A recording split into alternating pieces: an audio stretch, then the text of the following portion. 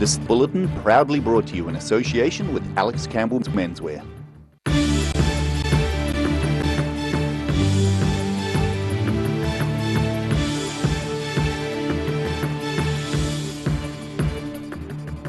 Tonight on The South Today, the government has brought forward the opening of international travel borders. Airlines are preparing to bring back tourists back to tourist destinations, including Queenstown. And lights, costumes, action. Dunedin's Fringe Festival opens tomorrow with in-person and online shows.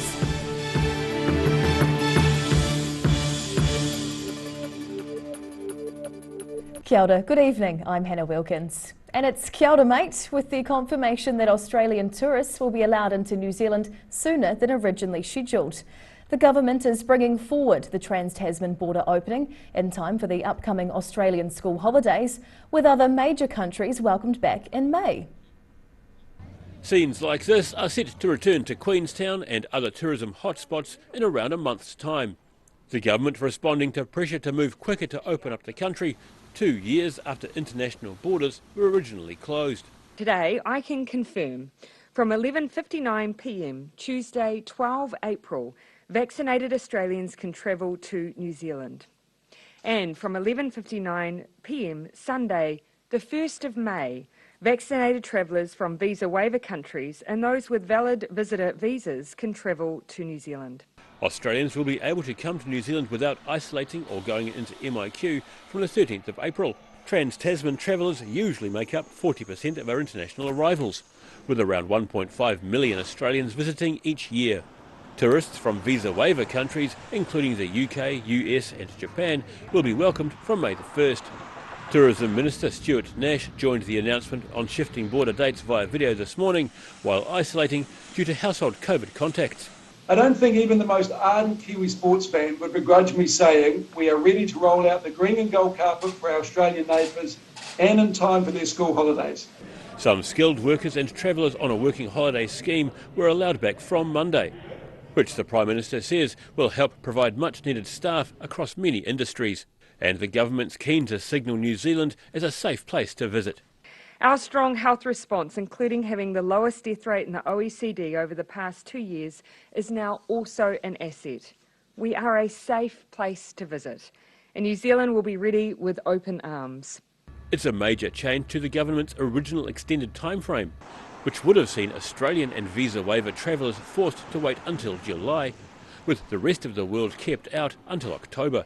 Ardern says it'll give certainty for travellers and time for the tourism sector to prepare their businesses, hire staff and market their products overseas.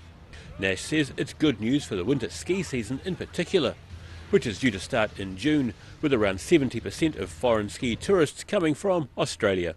In Queenstown, The South Today. And the revised government timeline has been welcomed by the tourism sector and councils. It'll no longer be "where the bloody hell are you" to our Australian cousins when travel borders open around the middle of next month.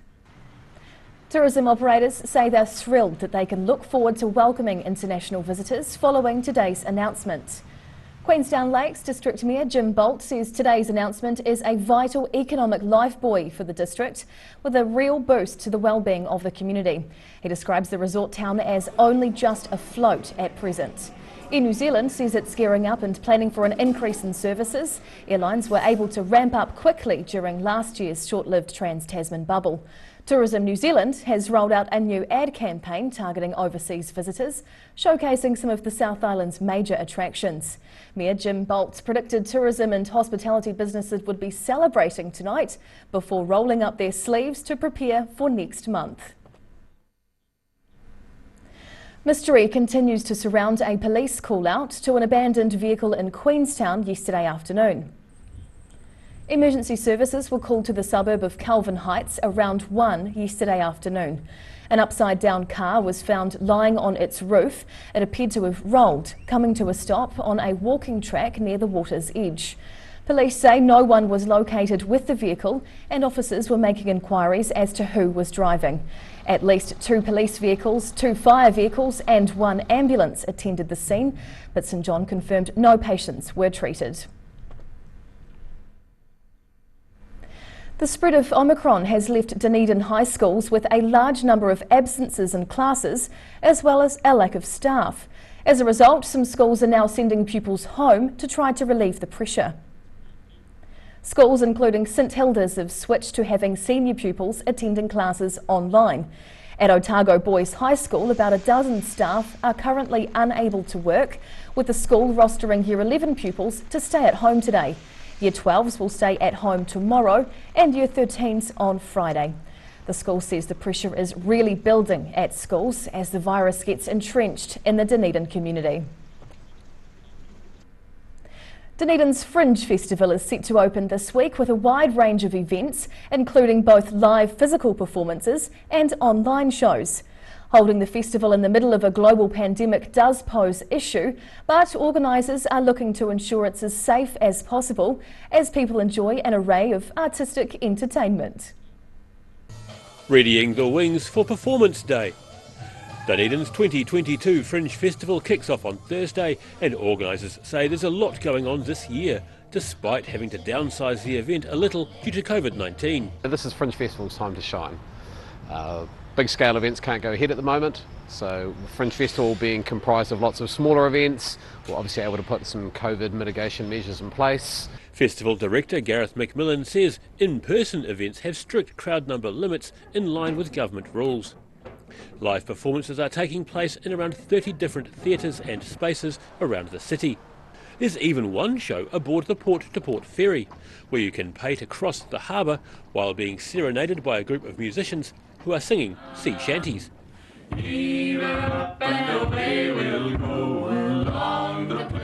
Dunedin venue Bark, inside the Dog with Two Tails Cafe, has been hosting a monthly cabaret show called The Haberdashery since the middle of last year.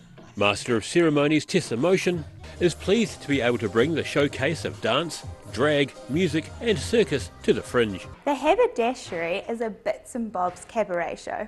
So cabaret show is a variety show, and ours was created with the idea of inclusion and a safe space for people of all orientations, genders, however they want to live their lives. You're welcome here. Performance spaces will have increased ventilation and other measures to reduce the risk of Omicron. But for those crowd members who are a bit COVID shy to go out this year, there's a number of online shows being staged under the Fringe Festival's banner, including some overseas acts. Well, we just set up the platform and then it's just like any other Fringe event. They pay a small registration fee just to be in the program and get our support. More than 50 shows are scheduled throughout the festival, online, on stages, on boats and even in backyards. The lights go up on the 11-day festival this Thursday with a launch event at the festival hub, along with shows across the city. In Dunedin, the South Today. Whaiakene, still to come on the South Today. Families can finally reunite thanks to border reopenings, and a four-time Olympian has a new lease on life.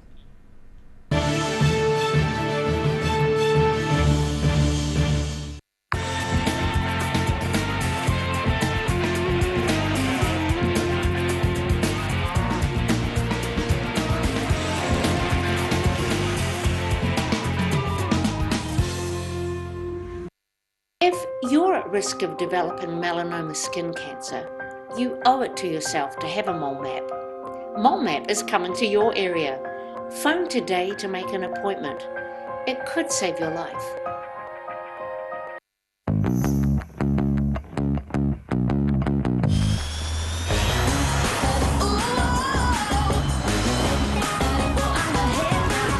Spark your joy with jazz, the next generation from Honda. Hi, we're H Concern Otago. H Concern Otago hosts a multitude of social activities, including interwalks.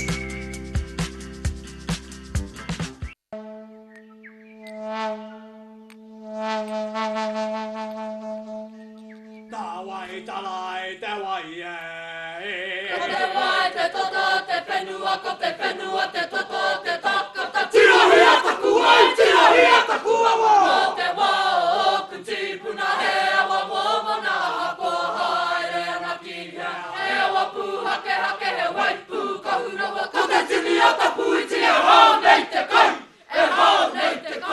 A poorly maintained heat pump can lose up to 35% of its output. The Mr. Heat Pump Cleaner team are experts. Their specially developed chemical wash is totally biodegradable. Call Mr. Heat Pump Cleaner and get the job done by the professionals. Back up the truck, 24% off plus 24 months interest free. My mate John loves Otago, so this anniversary weekend he's gone all out. And my mate John.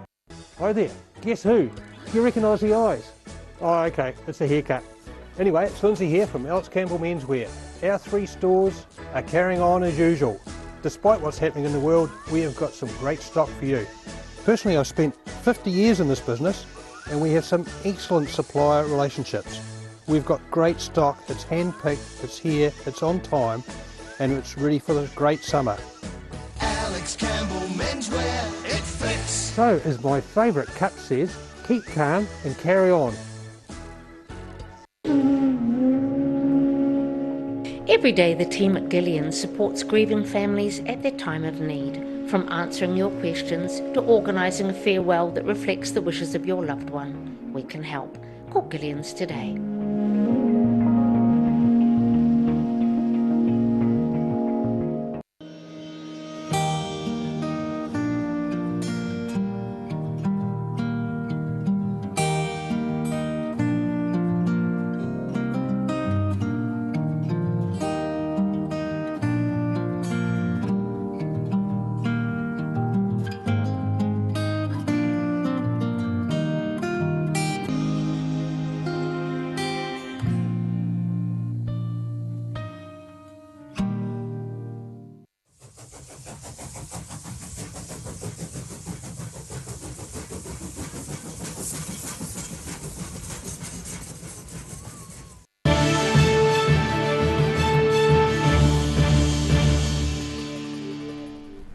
Tēnā koe, welcome back.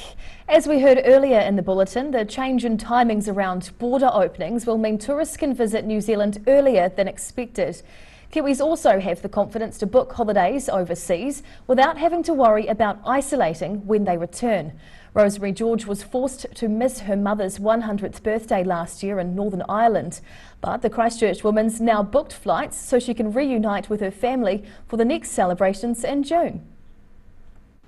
Sights set on a 101st reunion. New Zealand's closed borders and COVID-19 restrictions meant that Rosemary George had to miss her mother's 100th birthday last June in the UK. However, today's announcement by the government bringing forward the border dates means she's now free to fly to the UK for a long overdue visit.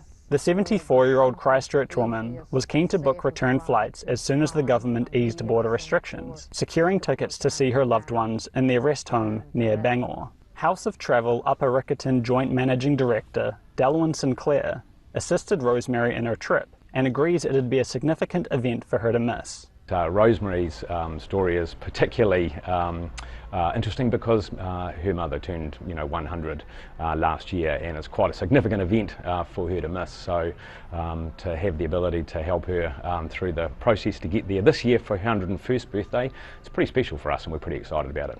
While the buzz of seeing loved ones for the first time in a long while is building, Rosemary reckons it'll be a low-key affair with family, with her mother due to celebrate her 101st birthday on the 1st of June. Her 1st of June's her birthday, so I'll be there a couple of weeks beforehand. And it'll be low-key, yeah, just family. She's looking forward to jumping on board a plane and excited to be able to catch up with her family overseas. In Christchurch, the South Today. Four-time Olympian Brian Fowler has embraced an uphill battle. The cyclist suffered a series of mysterious cardiac arrests last year where riding downhill became hazardous to his health. Now he's back on the road bike thanks to a new type of defibrillator placed under his ribcage. A serious jolting.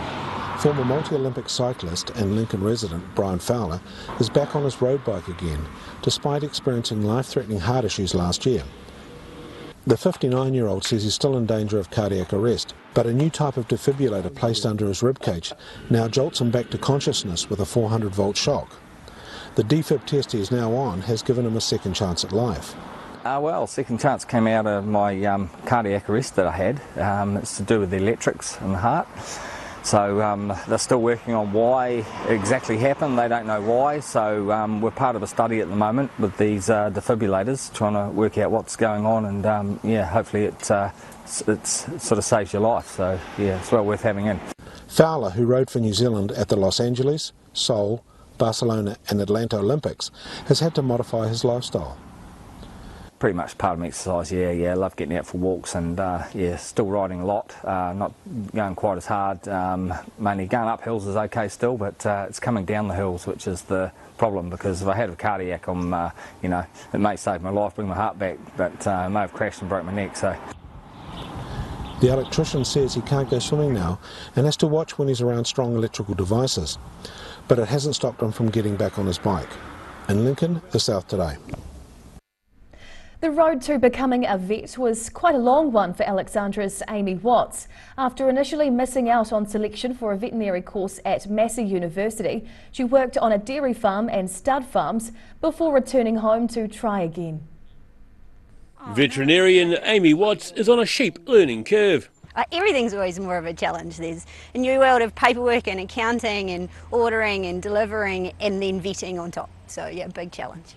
After leaving high school, Watts missed out on selection for a veterinary course at university, but wasn't ready to give up.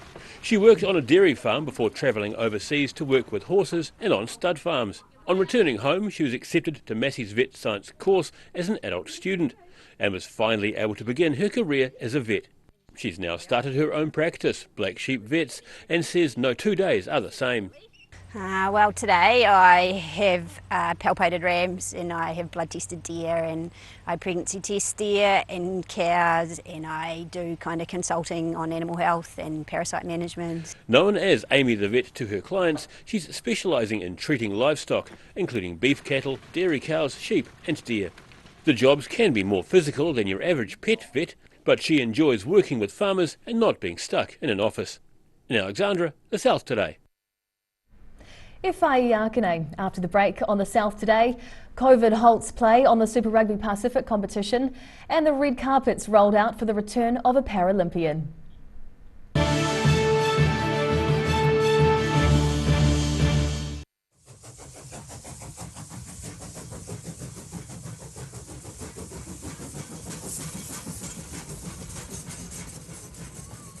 Livingwell Disability Resource Centre, a not-for-profit charitable organisation and your one-stop shop for information and resources to help you retain independence. We offer a wide range of assistive products from jar openers to mobility scooters and provide assessments for Total Mobility, the half-price taxi scheme. Come and see the friendly team. You'll find us on the corner of George and Bath Streets, ground floor of Burns House. If you're at risk of developing melanoma skin cancer, you owe it to yourself to have a mole map.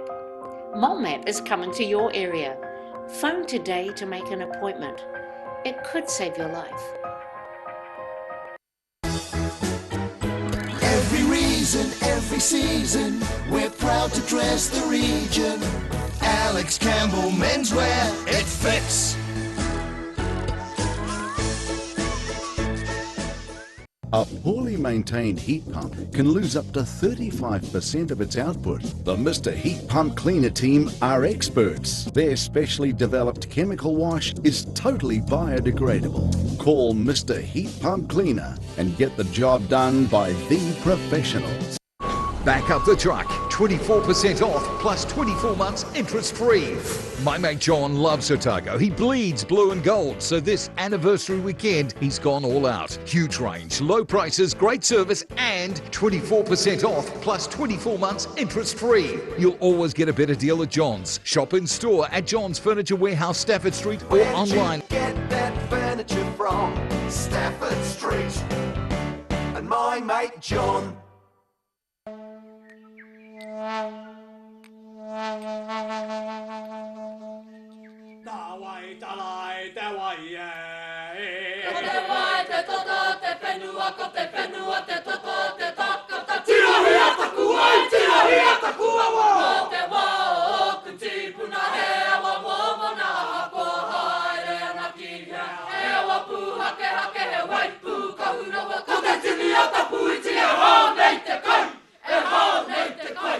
Hi, my name's Matt and I'm the Dines Group CEO. Dines is a company that's focused on selling logistics solutions to its customers. We're passionate about selling efficiency and we've been selling efficiency for over 50 years now.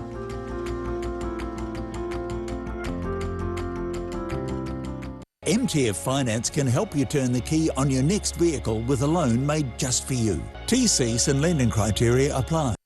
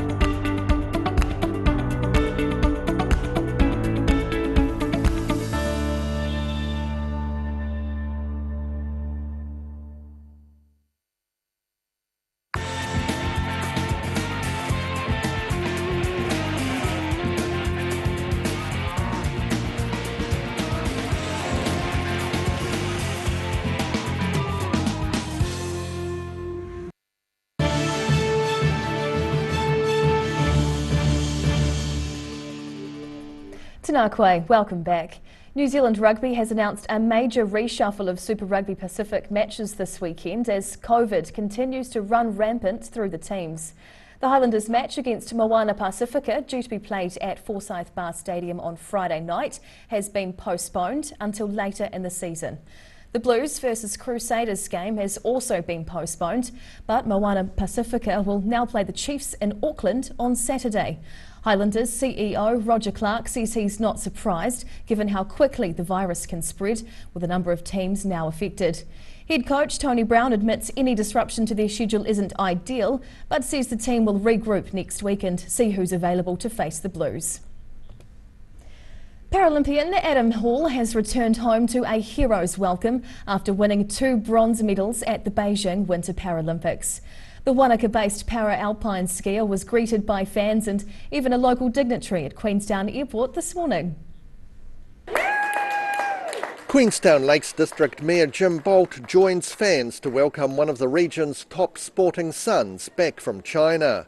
Para-alpine skier Adam Hall won 2 bronze medals at this month's Beijing Winter Paralympics.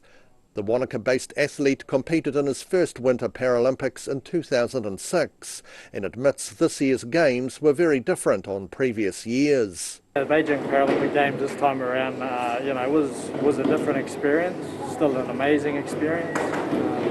Obviously this time around with the Paralympics and just with the whole season with COVID, there's been many kind of protocols in place and we've been kind of pretty tight within a bubble and no family, no friends obviously able to attend. Hall's competed for New Zealand at a top level for more than 16 years. Over that time he's won 2 gold and 3 bronze Paralympic medals. He says his goal is to promote para-sports and be an inspiration to others. Be able to inspire a nation, if you like, and inspire athletes out there with a disability or not to just get out there and give something a go. And you never know where it may lead. You can surprise yourself. And the 34-year-old says he's not ready to announce his retirement just yet, but plans to spend a quiet few weeks enjoying the last of the summer sun back home in Wanaka.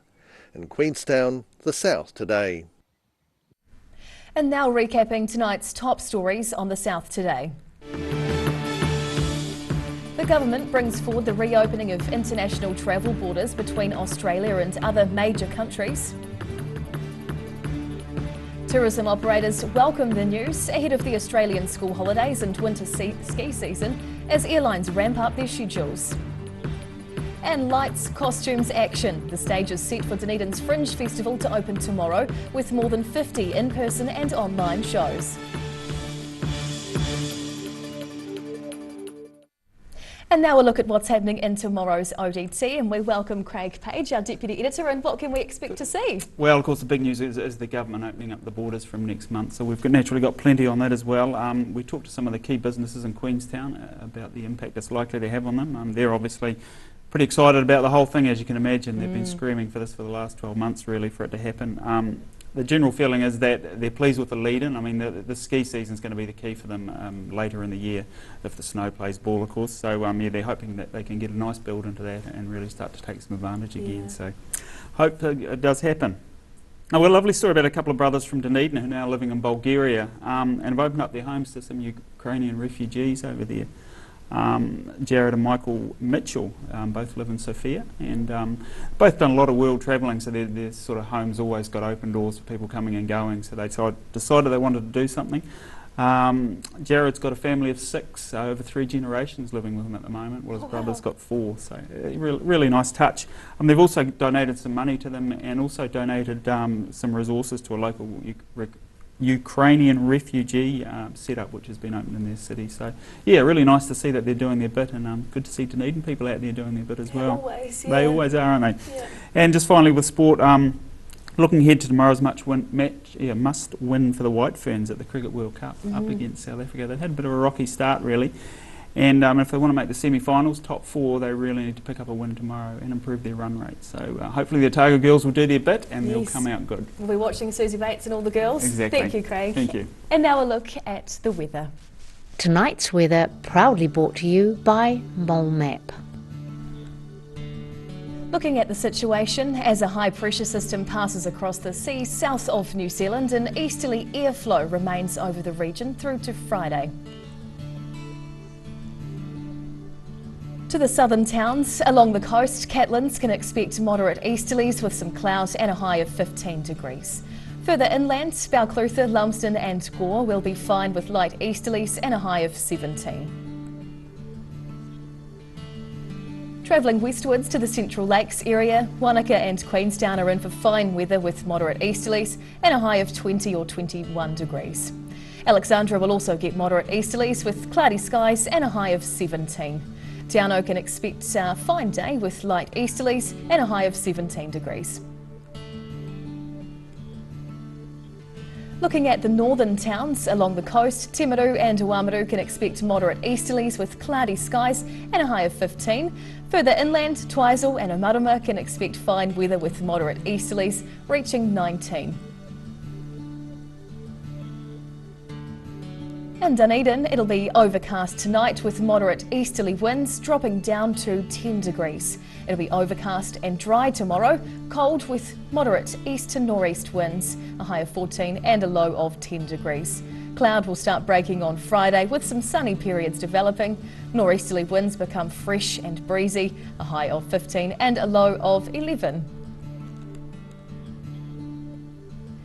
And in Invercargill, there'll be clear skies and a chilly low of 3 degrees tonight. It'll be fine tomorrow though, and on Friday with long sunny periods, scattered cloud and light easterlies. For Thursday, a high of 16 and a low of 4. Friday we'll see a high of 17 and a low of 5 degrees. And that's the news this Wednesday. For the latest news and videos from the southern region, head online to odt.co.nz, and you can follow Channel 39 on YouTube to catch our news bulletins on demand. Nō reira, kia pai te po, ka kite anō.